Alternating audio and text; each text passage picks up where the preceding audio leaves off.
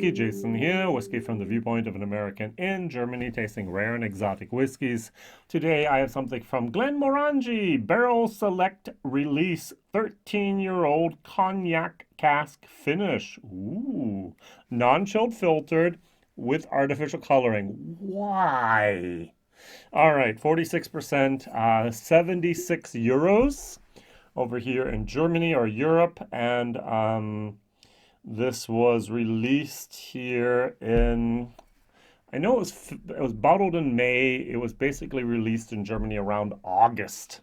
Whiskybase number 189751. So this is bottled on the 24th of May, 2021, 13 years of age. So what we have here is the following information, at least I have this all of information here. In the year 2026, Dr. Bill Lumsden, Director of Whiskey Creation, selected over 8-year-old whiskey in ex-bourbon casks. Single malt matured in ex-bourbon casks. And then he finished it for more than 4 years in ex-cognac barrels that had been used multiple times before that. So I hope it was multiple times for cognac and not multiple times for whiskey. All right. And in May of this year, 2021, so for us last year, after a total of 13 years, so 8 plus 4 is 12, so there must have been a couple months in between there, and he bottled at 46%. So at least Glenmorangie understands that we geeks want non-chilled filtered. Yay, 46%, very, very good, 76 euros. But why still add coloring? I just don't get that. It's a small batch release, so all the bottles will be exactly the same color. So why add coloring? I don't know. All right, interesting enough, I did not get a box with this. I do have a box with my 10-year-old, which is going to be my comparison whiskey. So basically what we have here is after 8 years, these both go different directions. This gets to have the 4-year-old finish in ex-cognac casks. This gets to stay in the first and second fill bourbon casks. Glenmorangie only used the cask twice. What happens to them after that, I don't know. To start a new conspiracy theory, we send them to Outback and use them there. Shh, no, could not be. All right. If I look at the color, yes, they added much more coloring in this one than in the 10, which I don't think is really, really necessary. But hey, why not? Identical bottle. Just the labeling is a little bit different there. Interesting enough, we have a big 13 here. Here we don't. We don't have a 10 on the front page, front label at all. Oh, yes, we do. We have it down at the very bottom. And what I would expect them to do, also here, conspiracy theory, is that it would actually move to the back one day. They'll write it at a 10, and then one day after that, it'll just disappear totally. I hope not, but you never know. Remember what happened to Knob Creek? In America, they've done that quite a few times. Oh no, we're not going to change that. We're not going to do that, Elijah Craig, and then poof, the age statement was gone. So who knows? On the nose, this is very nice.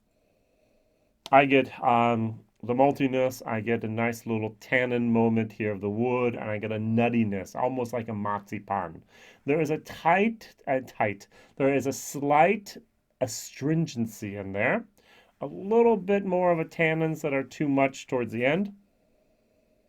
But it's a floral, nice, pleasant whiskey. C+ over here.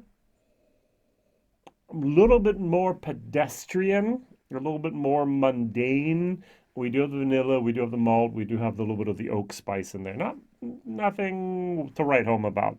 Solid C, all right? Value for money. Over here for less than 40 euros, here 76 euros. So we can get basically 2 on sale, definitely. 2 of these for 1 of these. Which one would I rather have? 40%, 46%. Artificial coloring, 46, 40%. 4-year-old cognac cask finish. I often love cognac cask finishes, especially a lot of the stuff that I've had from Ireland. So Teeling has done some wonderful stuff with the cognac casks and some other Irish distillers as well. Not that much from from Scotland so far, to be honest. Last year was the Malaga. It's called Special Barrel Select Release. I like that. The Tale of Cake did not like. Tale of Winter I still have over there. I have to try that before winter's over. Would be nice. And this is something that I have high hopes for. Let's just say that. Okay. 46%. Let's try it. Cheers, Solange, to your health.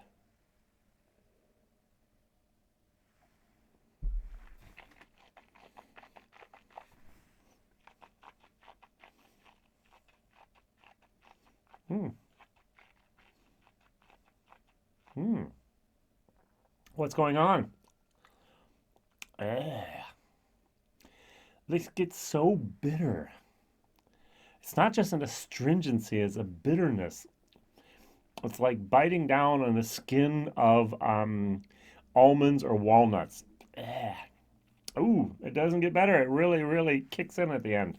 At the beginning, it's like, oh, this is nice. There's a nice little fruitiness. There's a little floral. There's a little bit of that marzipan, a little bit of that almond nut moment. And then it's like, wait, there's some astringency going on here. And the astringency turns into bitterness. And the bitterness turns into yuckiness. You notice the slippery slope of downwards trend here. Yeah, a tiny little bit of tannins, a tiny little bit of astringency, a tiny little bit of bitterness, and then it's just yuckiness. And the tiny little bit was a air quotes there. All right, wow, that actually surprised me at the that they bottled that. I'm sorry. My first evil thought was, okay, we have these second fill barrels here. They really didn't give what we wanted. So, and they have a lot of bitterness involved in here. Let's give them a nice 4-year-old cognac finish, and then that will actually be able to iron out all the problems, and we'll have a great whiskey. After 4 years, it's like, we keep them in longer, it's going to get worse. Let's cut our losses and let's put this out. That's how it feels to me. And then let's just put 46% on there, non-chilled filtered, yay. And then let's still add a little bit of coloring so people go, oh, that's compared to the normal one. Oh, darker, must be better, yay, worth the money. Am I being a little bit too cynical? Probably yes. Am I far from the truth? Maybe not.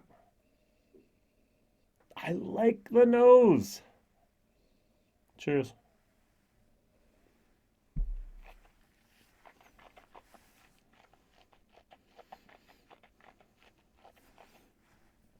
I diluted it down to 30% just to see what would happen. It's not that bad. Huh. Huh. Now I have a second theory here. And this is the problem we sometimes have, is that many master blender and master distillers do not actually always mix the barrels together and try them at 46% at bottle strength, but rather they dilute them down to 23, 25% and do their magic of mixing the barrels and so on and going, oh, this is great stuff. And then when you put it back up to 46% or have the original, it's not diluted, it tastes totally different. Not always, but often. And that's what I'm getting here. And I do not like this whiskey the way it is. All right, now, sometimes it's just me. Sometimes I'm just having a bad day. I'm a grumpy old man. Maybe I ate something for breakfast or for lunch or for dinner that just altered my taste buds. I do know that I have Doritos. On that day, I cannot taste whiskey. There's so much, junk chemicals in Doritos that are so delicious, in my opinion, that they change everything else I drink and eat on that day totally. Brushing your teeth and waiting 2 hours might help, but even then, it's just like, they're still kind of a little bit off. So I did not have Doritos today. I did not have any other type of food with any type of additives and so on in there that I can remember. And so I don't think it's me. That's why I always do a control whiskey at the beginning. We call it in German the calibration whiskey. We calibrate our palate with it. And I tried this first and I was like, okay, everything is okay. Now I'm going to try this again in comparison to this. And the first thing that pops into my mind is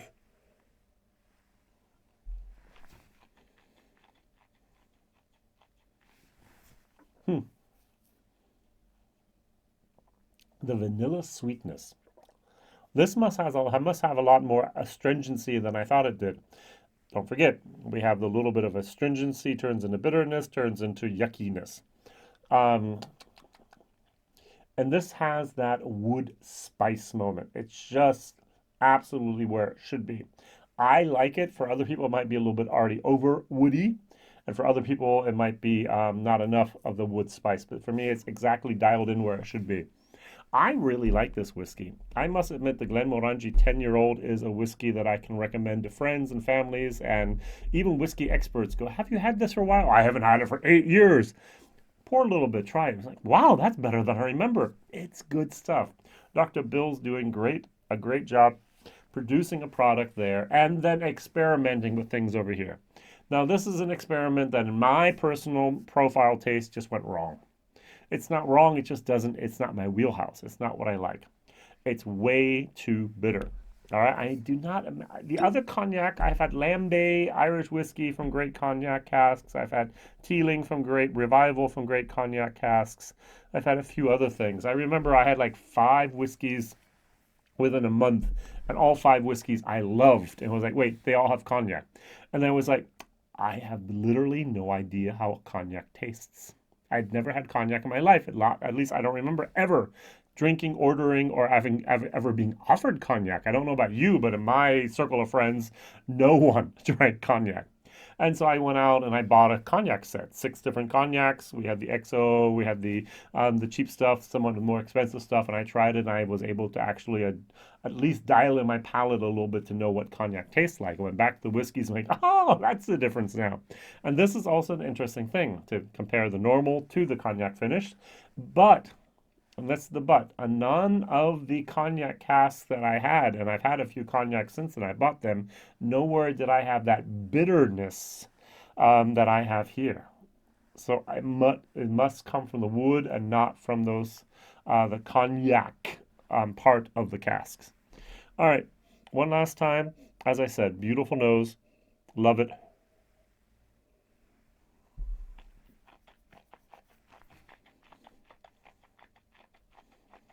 Mm.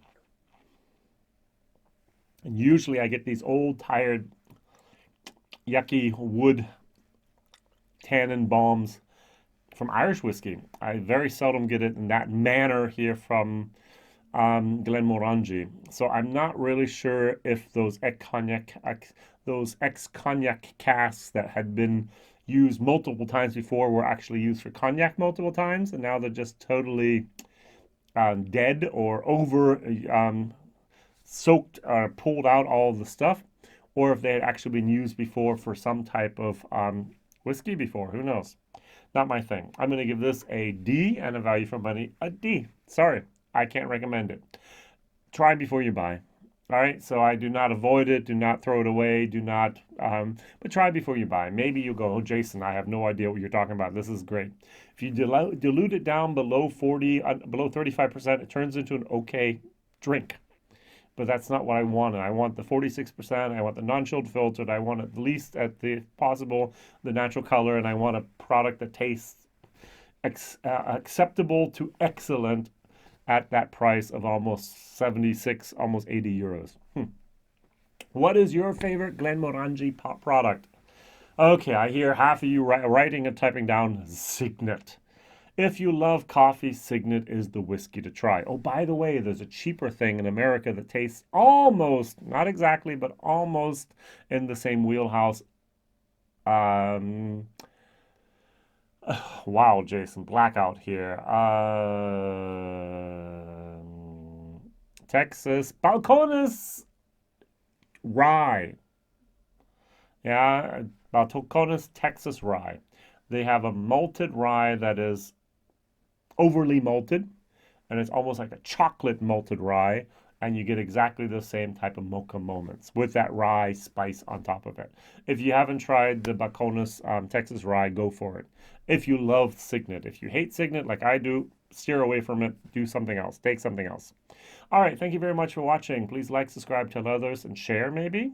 And Dr. Bill, if you ever watch, maybe you could actually give us more information, at least me or someone else, about how many times were those ex-cognac casks used in the cognac industry, if you know, and how many times had they been used here in the whiskey industry. Was it really first fill? I really don't understand where that bitterness is coming from. Help me understand. Thank you very much. All the best. Bye-bye.